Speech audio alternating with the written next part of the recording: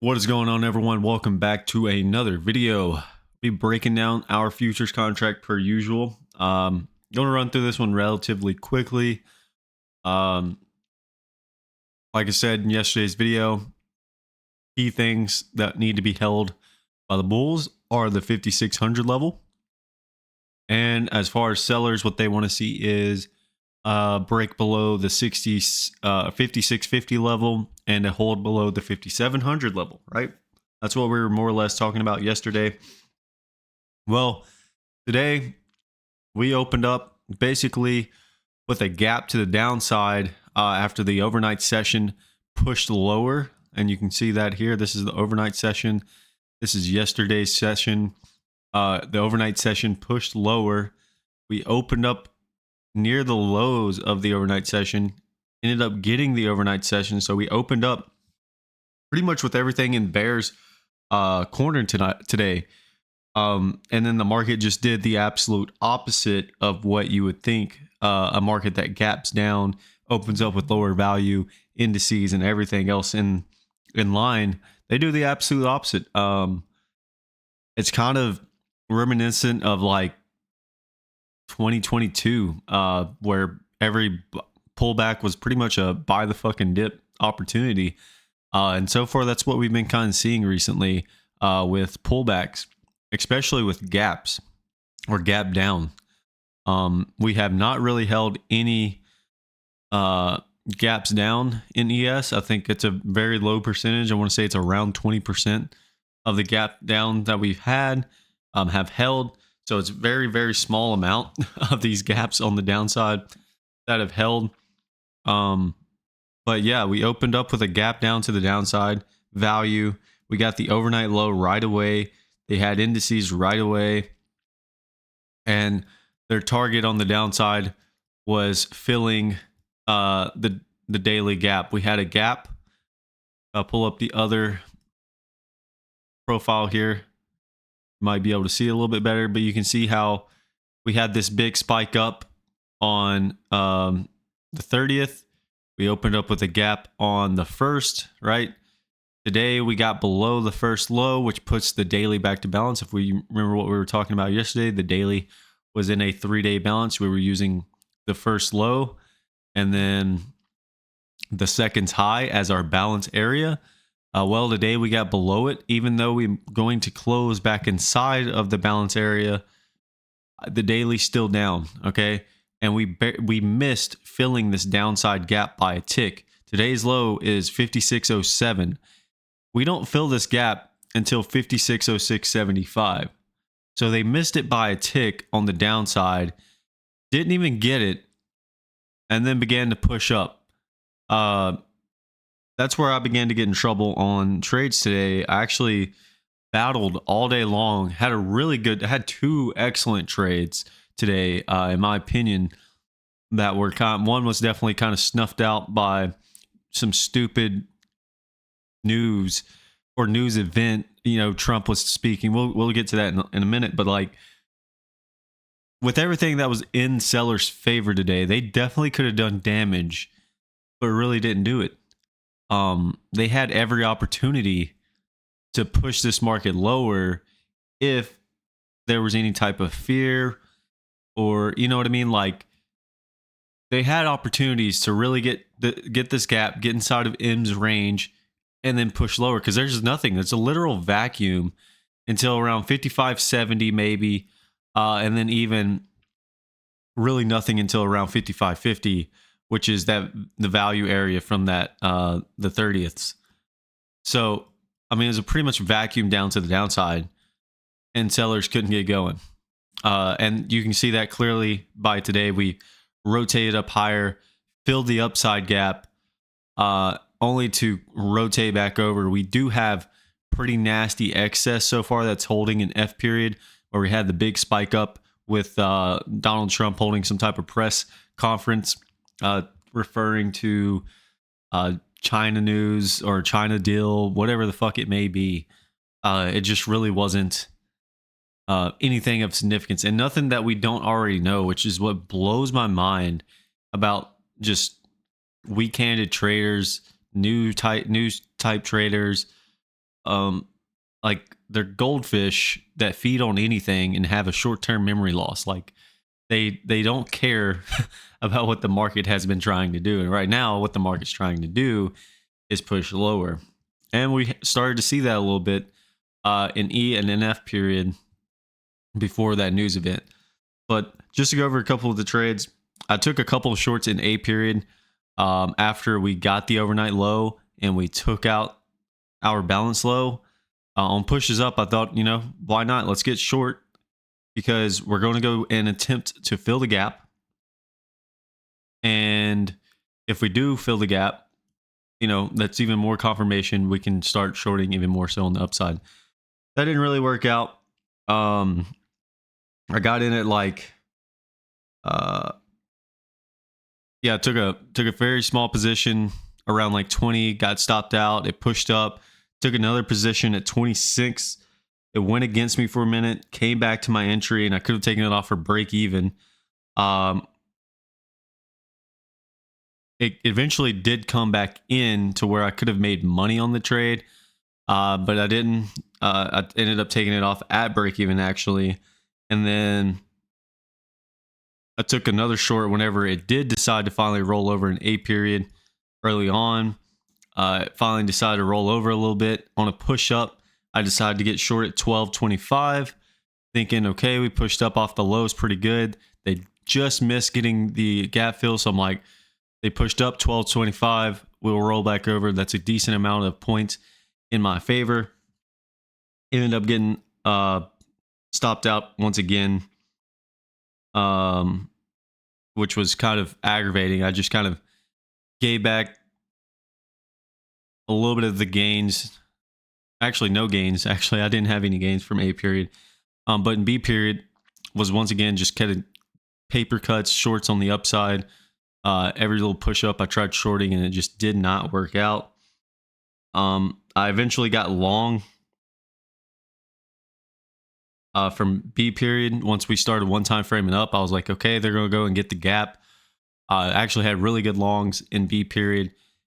Took back most of the losses and then just kind of kept getting paper cuts here and there on pullbacks where I would attempt to get long and then it'd come back in, stop me out, and then eventually rotate back up.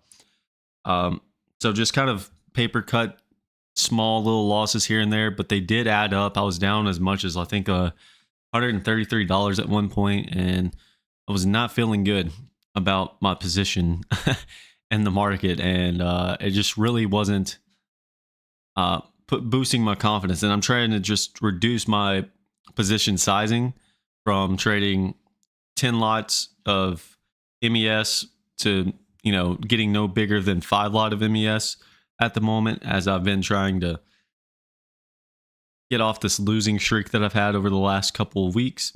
The last 2 weeks have been really rough for me in this sense.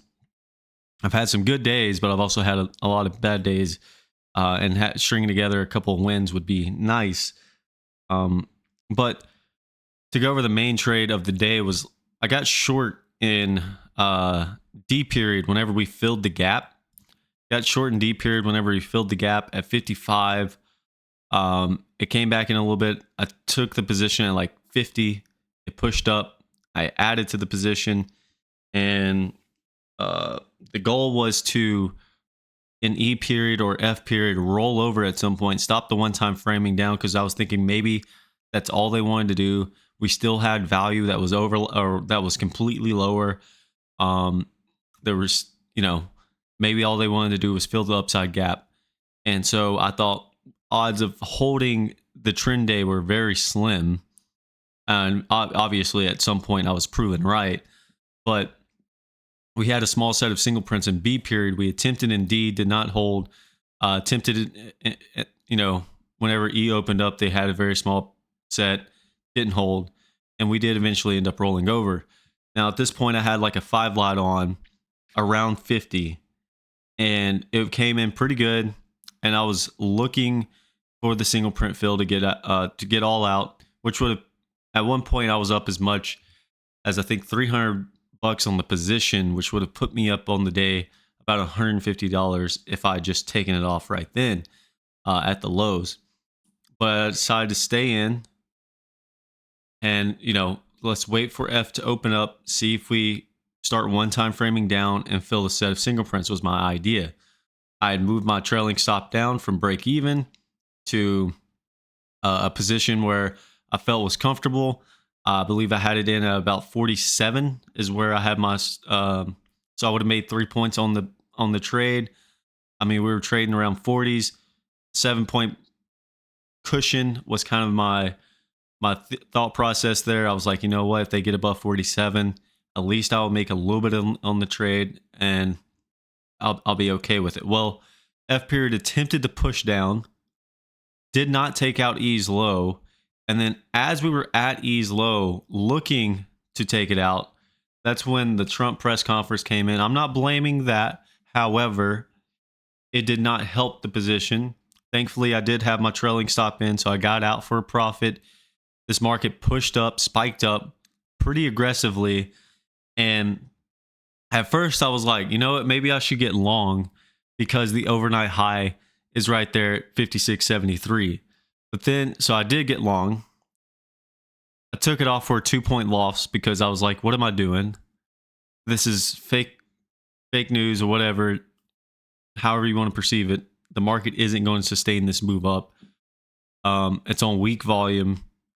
And let's just see how it plays. So as we were sitting up here, I was like, you know what? It was hovering around like 68. I was like, you know what? I'll risk it. I'll short against the overnight high, front run it, and let's see if we can rotate back in. So I took a 2 lot of MES. Should have taken a much bigger size. Took a 2 lot of MES at about 68 and 67. Let me look at my actual position real quick. I have it written down. Yeah. So 68, 67. The market came back in, pushed down to around, I think it was 43 at the time, because you see on the 5-minute chart, we spiked up, began to push down. It was about like 43s, I think. I started to do a little bit of consolidation. I moved my trailing stop down to about that 45 level. And it eventually popped up above it because we were holding back below this 9 EMA. And I was like, you know what? If they get above 45 or so, I want to get out of this position. So I moved my trailing stop down and ended up getting stopped out for a pretty nice gain. It wasn't anything crazy, but I was looking for the single prints to get filled again. And had I been a little bit more patient, I guess, and kept the position on, maybe kept risking up to break even, eventually I would have gotten paid pretty good. Obviously, in G period, they did fill this set of single prints and even pulled back deeper. But I think that trade should have worked out a lot sooner had it not been for the press conference BS about China trade deal or no deal, whatever the hell it is, that matters absolutely nothing to what the market's trying to do. But overall, ended up on the day just $40. Nothing crazy, but it's better than being down, and I'll take it. I'll take today as a complete and total win. I'll take it as a big enough win as taking home $10,000 in a trade, whatever it may be. $40 is a fucking win, especially after kind of stringing together a couple losing days. It just feels good to get a little bit of a green on the board, even if it is small. Even if it's small, it feels good. So tomorrow we'll look to get back in it, see what happens if we come back to balance on the daily. That means we'll have to take out today's high, wherever it may be. Obviously, the market's still trading. It's 247 right now, so there's still about 13 minutes left in the trading day. But it looks like this excess here is going to hold for now. Now, M period could spike up in the next 13 minutes and, that excess be gone. But as of right now, the high, you need to get above today's high of 71.75 in order to put the daily back into a balance. But firmly, the daily is one-time framing down. The weekly is still balanced. You've seen that in yesterday's video. The monthly is still one-time framing down. So bears could really start doing damage if they get back below today's low. All right, so lines in the sand for tomorrow, I think moving forward, are definitely going to be today's high, wherever it may be. For now, I'm sticking with 671. They need to get above that. If not, they have to hold 5620. If they do not hold 5620 tomorrow, you will rotate lower and potentially backtest 5570 at some point in time. And the one-time framing down will continue on the daily. Okay. But yeah, today is a dub. If you stop by and you watch the video, I do appreciate it. Oh, another thing. On this push up, I did take a position on a SPY swing trade.